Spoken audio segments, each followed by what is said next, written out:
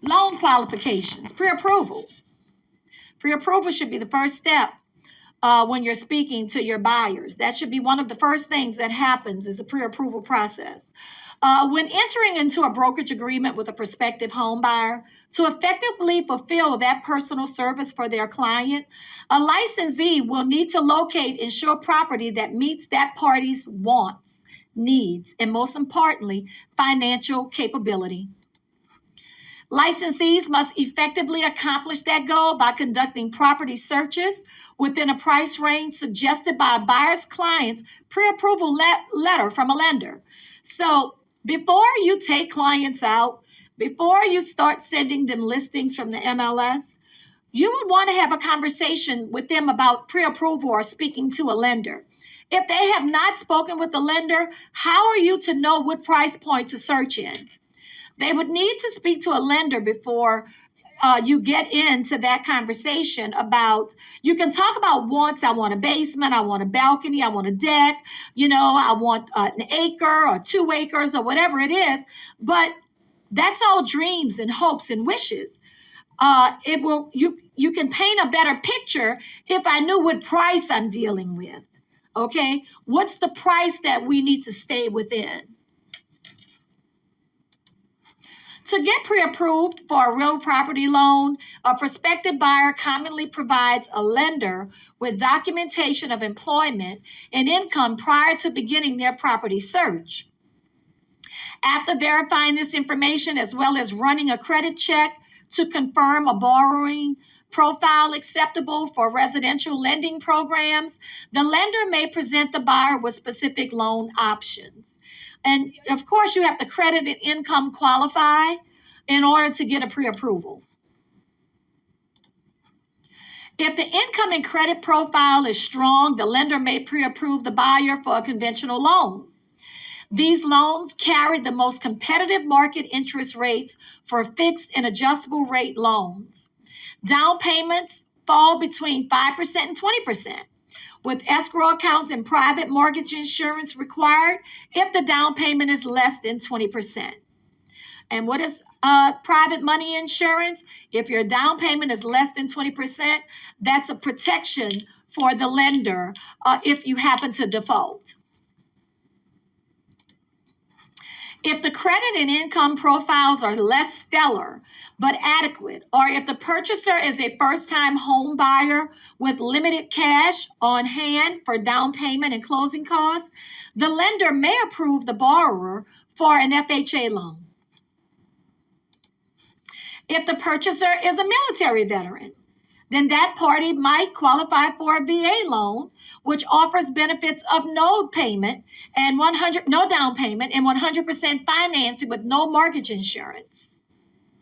So right now we've talked about 3 types of loan: conventional, where the down payment is between 5 and 20%, FHA, which the down payment is normally 3.5%, and VA, where there's usually no down payment amount. You can get 100% financing. Loan qualifications. Once lender selects a loan program acceptable to the borrower as well as most suitable for that party's qualifications, a pre-approval letter can be created. With this confirmation in hand, the buyer's real estate agent can now effectively begin property searches within the price range suggested by the pre-approval letter.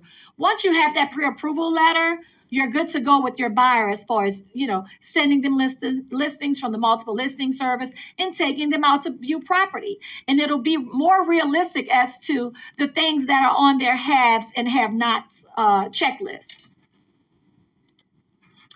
Contractual loan contingency clause.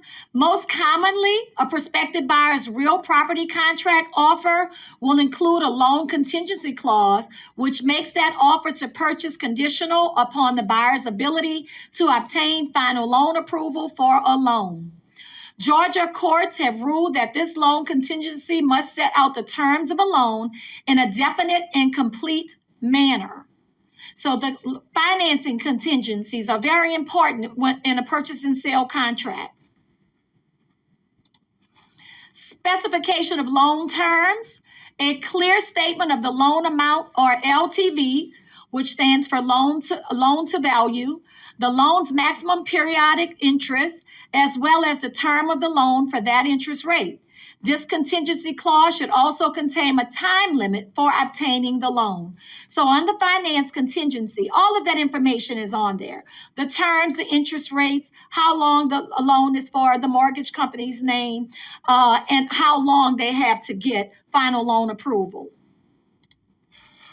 Time is of the essence. That is important throughout your real estate contracts.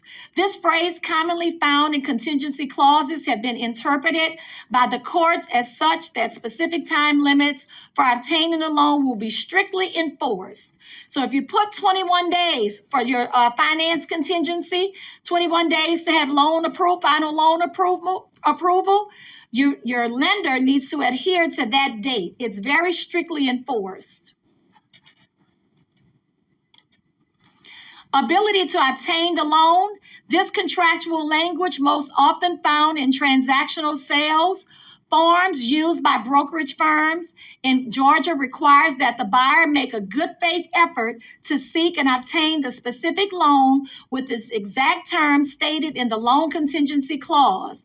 Absence of this good faith effort creates contractual default on the buyer's part. So if you have not met the terms, that time is of the essence, your buyer could likely lose their earnest money.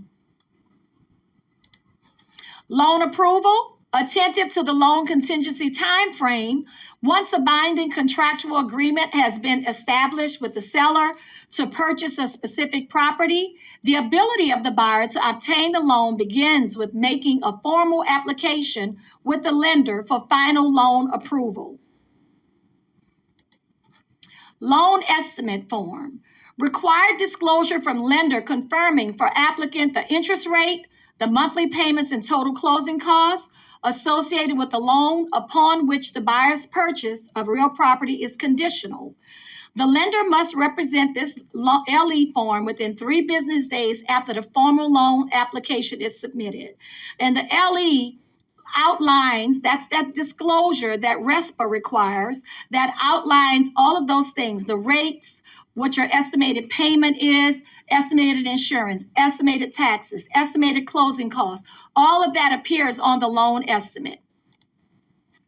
Once the loan estimate is issued, the lender is committed to making the loan on an indicated terms. If certain information or circumstances change after the original LE is issued, a new loan estimate form must be created for the borrower. So if there's any information that changes, they have to issue a new LE, a new loan estimate. Loan processing and underwriting. Once the consumer receives LE disclosures, typically a loan processor will then take over, gather all necessary information and documentation relevant to the loan application, as well as order an appraisal for the property. You're halfway home once this happens. Once it goes to underwriting, you're halfway home. Behind the scenes, they're working everything out. They're verifying all of the information that was provided to them in the loan application, and then getting the property appraised to see that if it's worth what you're asking for.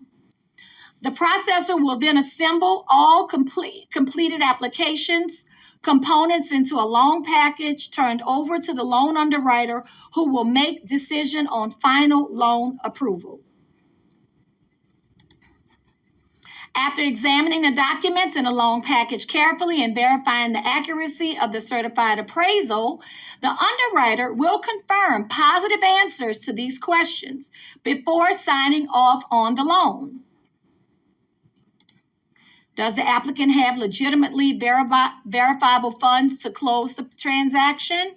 Can the applicant afford the monthly payments to repay the loan? So they want to see, what do you have? Do you have money in the bank? Where are you getting the money for to close the transaction? You know, they're verifying your monthly income with your employer. They're doing a verification of income.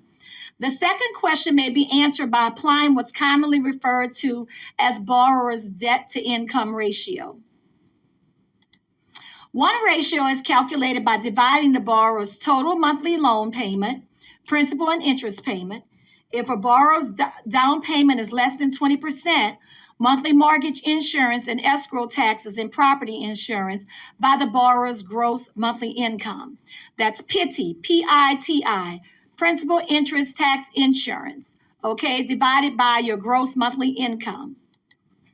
Whatever percentage arrived at from this calculation is known as the front-end debt-to-income ratio. The second ratio, known as the back-end income to debt ratio, is calculated by adding the total monthly loan payment to the borrower's recurring monthly revolving debt, card payments, minimal credit card balances, school loans, etc., and then dividing that number by the gross monthly income to arrive at the percentage.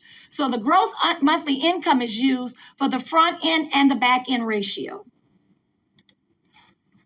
If the two percentages calculated for these ratios fit with the maximum percentage for those ratios allowed by the lender, then the underwriter answers yes to the questions and approves the loan. If the ratios do not fit in the lender's requirements, then the answer to the question is no. They cannot afford the loan, and the loan is therefore denied. So it has to fall into those ratios based on the type of loan you have, whether it's conventional or FHA or VA.